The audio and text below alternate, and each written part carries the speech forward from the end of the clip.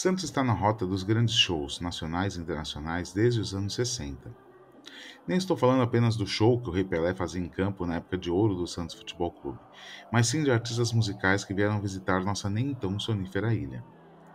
Em 1958, Bill Haley e seus Cometas passaram pelo Brasil com uma turnê embalada pelo sucesso Rock Around the Clock. Em Santos, tocaram no ginásio do Atlético de Santos e inauguraram essa relação estreita da cidade com shows internacionais. A partir daí, centenas de artistas passaram a visitar a cidade para shows com a pluralidade de fazer inveja à maioria das capitais. Joe Cocker no final dos anos 70, Menudos e Silks and the Benches nos anos 80, King Diamond e Halloween nos anos 90 são alguns dos nomes curiosos que passaram por esses lados. Mas um ano especificamente merece ser lembrado como aquele em que os shows internacionais invadiram a nossa praia. 1997 foi o ano em que clonaram a ovelha Dolly, em que a Lady Di morreu em um acidente de carro, foi quando o primeiro livro do Harry Potter foi lançado, o Steve Jobs voltou para a Apple e Mike Tyson comeu a orelha de Evander Holyfield em cima de um ringue. Em Santos, o Charlie Brown lançava o seu disco de estreia, o time da cidade era comandado por Vanderlei Luxemburgo, que inclusive ganhou a Copa Rio-São Paulo naquele ano, e os bingos se proliferavam em velocidade assustadora pela cidade. No meio disso tudo, Santos recebeu nada menos que 13 shows internacionais naquele ano, além de dezenas de artistas nacionais de grande porte e uma cena independente das mais vibrantes e prolíficas do Brasil.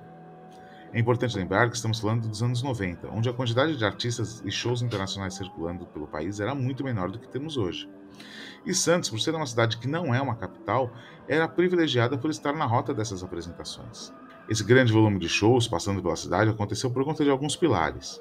O primeiro deles é a baixa cotação do dólar, que na época estava 1 para 1, como se diz. Ou seja, na média, R$ 1 valia US$ 1, o que facilitava bastante na hora de pagar cachês, negociar a vinda dos artistas para o Brasil, etc. Entra aí nessa conta também uma cidade fervilhante no ramo da música ao vivo, com diversas casas disponíveis para receber esses shows, produtores empenhados e, claro, um público que comparecia em peso e que viabilizava os produtores a arriscarem novos eventos, criando assim uma agenda recheada como essa. Outro ponto interessante é que muitos desses shows aconteciam em dias de semana, aproveitando a proximidade da cidade com a capital, que normalmente era a base onde a banda ficava, puxando um show ou no começo ou no final das turnês, o que fazia com que os custos fossem menores e toda a logística fosse mais fácil. O ano de 97 começa para shows em março, mais especificamente na sua primeira semana, nos dias 5, 6 e 7. Quem abre essa trinca é a cantora Shakira, que toca na finada Reggae Night em turnê de divulgação de seu terceiro álbum, Pies Descalços, que é o disco que fez a cantora explodir aqui no Brasil. Naquela época, Shakira era tão grande que ela ainda voltou para o Brasil no segundo semestre para mais uma série de shows e ações promocionais, mas sem retornar a Santos. Sem dúvida, uma das apresentações mais memoráveis daquela época.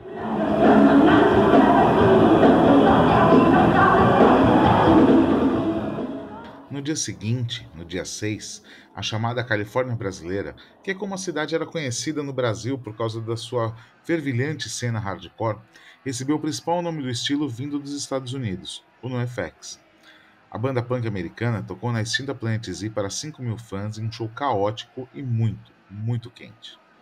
O NoFX estava divulgando o álbum Heavy Petting Zoo e o país vivia o auge do hardcore melódico, por causa da coletânea da revista Fluir, que popularizou o estilo entre muitas pessoas, além dos vídeos de skate e de surf que sempre circularam dentro da cidade.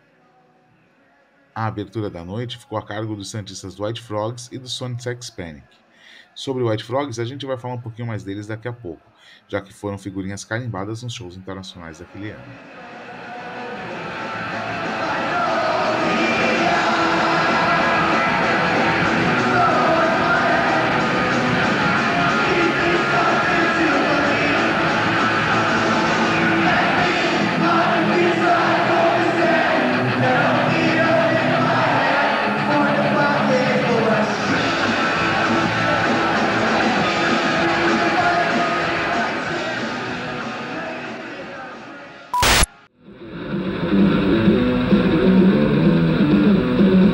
No dia 7, a Reggae Night, que ficava localizada no Morro da Nova Sintra, abriu novamente suas portas, desta vez para receber os ingleses do Deep Purple, uma das maiores bandas de rock da história.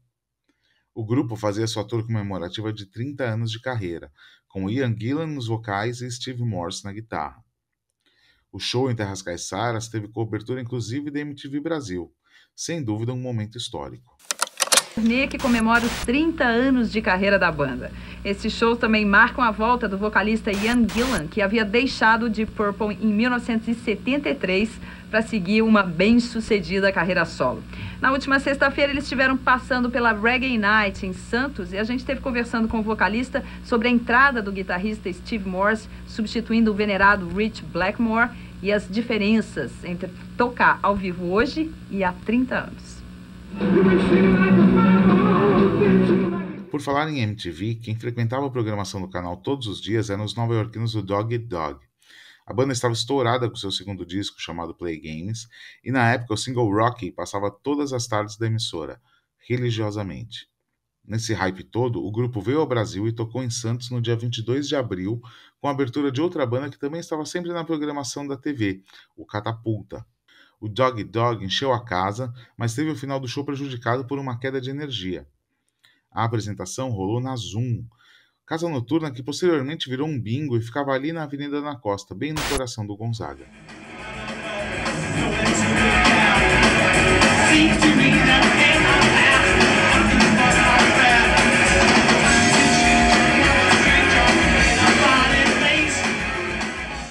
No mês seguinte, em maio, quem chegou a Santos foram os californianos do Agent Orange. A banda californiana, comandada por Mike Palm, tocou no palco do Bar do 3 no dia 27, juntamente com White Frogs e a Sociedade Armada. O grupo, que é uma verdadeira lenda entre skatistas e surfistas, fez um show seguindo a linha do seu disco ao vivo Real Live Sound, lançado originalmente em 91 nos Estados Unidos, mas que saiu no Brasil somente em 96, um ano antes do show, o que popularizou o grupo ainda mais por esses lados.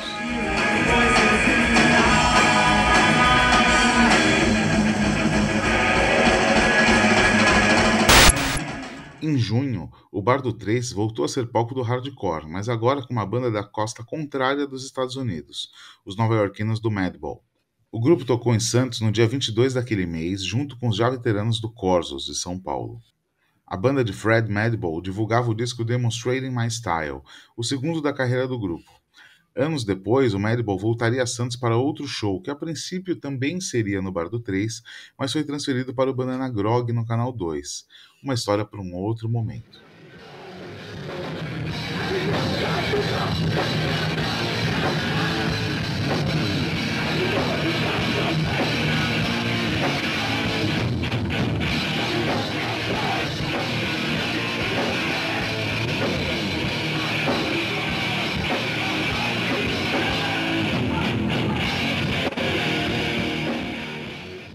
Em julho foi a vez do Metal dar as caras, com um show do Gamma Ray, banda de heavy metal alemã fundada por Kai Hansen do Halloween. E em agosto o hardcore volta à pauta, com um show histórico da banda Fugazi, que aconteceu no dia 20 no Bar do 3. O Fugazi, um dos maiores nomes da ética punk e do rock independente do mundo, tocou ao lado do Garage Fuzz e dos paulistanos do Again, e um show que sofreu um revés, pois na época a Prefeitura de Santos criou uma lei que proibia a colagem de cartazes em postes e lugares públicos, esta que era a forma mais tradicional de divulgação desse tipo de show. Para compensar, a produção fez milhares de flyers, ou panfletos, se preferir, e distribuiu fazendo uma divulgação em toda a cidade no melhor estilo boca a boca. O resultado? Mais um sucesso.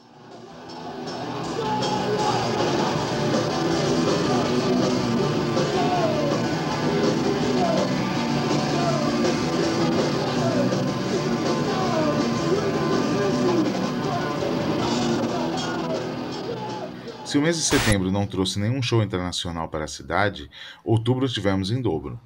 Primeiro no dia 15, com um show dos pais do grindcore, os ingleses do Napalm Death. O grupo tocou na London London, espaço ali perto do emissário submarino, que viria a receber outros shows ainda naquele ano e que também abrigava a principal balada pop rock da cidade. Além do Napalm Death, em outubro a cidade recebeu o Rhythm Collision, mais um grupo da cena punk independente californiana.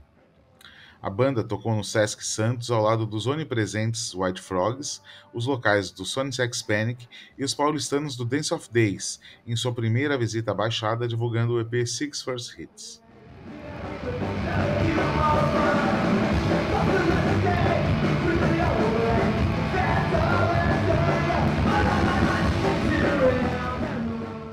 impossível não citarmos também um dos acontecimentos mais traumáticos e tristes da história da cidade, que foi o acidente envolvendo 8 vítimas fatais em um show da banda Raimundos no Clube de Regatas no dia 8 de novembro. Resultado de negligência e ganância, 8 jovens morreram asfixiados ao caírem de uma altura de 5 metros. Altura essa que era da escada que servia como a única saída do local, que foi liberada para escoar quase 6.000 jovens que haviam acabado de ver o show do grupo que estreava sua nova turnê nacional na cidade. Esta é uma passagem catastrófica na história dos shows de Santos e que deve sempre ser lembrada para que casos parecidos jamais se repitam. Em novembro, mais precisamente no dia 23, o Saxon, clássica banda da New Wave of British Heavy Metal, tocou na cidade, no alto palco da Planet Z, promovendo o recém-lançado Unleash the Beast. A Planet Z, para quem não lembra, ficava ali na Avenida da Praia, próximo ao Canal 3. Depois de fechar, o espaço abrigou um bingo e depois uma igreja neopentecostal por muitos e muitos anos.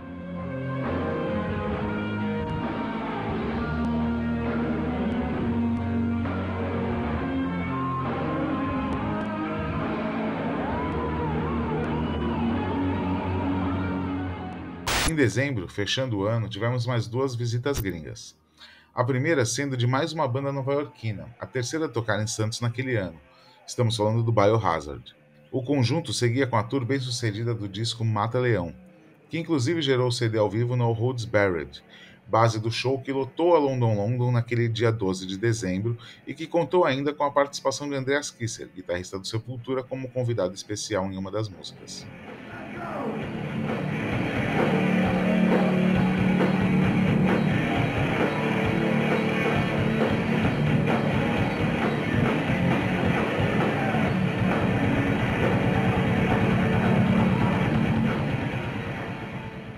No dia 18 de dezembro, a última visita internacional do ano ficou a cargo da banda americana Los Crudos, um conjunto muito importante para a cena punk por ajudar a fortalecer a presença de latinos dentro dessa cultura. O Los Crudos tocou no Chop Chop, um bar que ficava ali perto da Ilha de Conveniência e da Avenida Conselheiro Nébias e que abrigava a maioria dos shows de pequeno porte da cena independente local. No mesmo dia, ainda tocaram nas bandas Abuso Sonoro, Anticorpos e Final Expression, fechando o ano e mostrando a força de uma cena que corria à margem, mas que era extremamente representativa e reconhecida fora da cidade como uma das mais importantes do Brasil.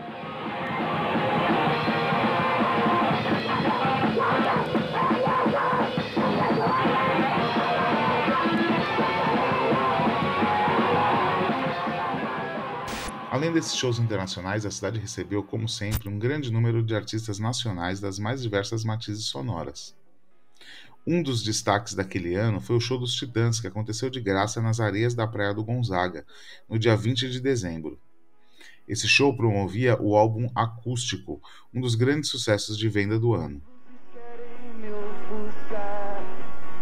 Eu só quero que essa luz me segue. Nem 5 minutos guardados dentro de cada cigarro. Não há para-brisa pra limpar, nem vidros no teu carro. Os anos 90 foram gloriosos para aqueles que curtiam ir em shows em Santos. Produtores realmente envolvidos com o cenário musical tinham espaço e apoio para fazerem suas produções. Por sua vez, isso possibilitava uma grande variedade de artistas, estilos e eventos de diferentes tamanhos para diferentes públicos. Santos ainda recebe algumas visitas internacionais notáveis em seus palcos, mas em menor quantidade. Porém, sua história carrega shows de nomes como Bad Religion, Exodus, Rollins Band, Girls School, Suicidal Tendencies, CJ Ramone, Voodoo Glow Schools, No Fun At All, Bambix e tantos outros que entram em qualquer lista de shows memoráveis. Esperamos que, com a retomada das atividades artísticas e culturais, nossa cidade valorize os produtores de shows locais, as casas, os profissionais envolvidos nesse tipo de atividade e que possamos ter a nossa ilha como parada obrigatória nas rotas de tour novamente. Tudo está voltando ao normal, mas um ano como 1997, isso vai ser bem difícil.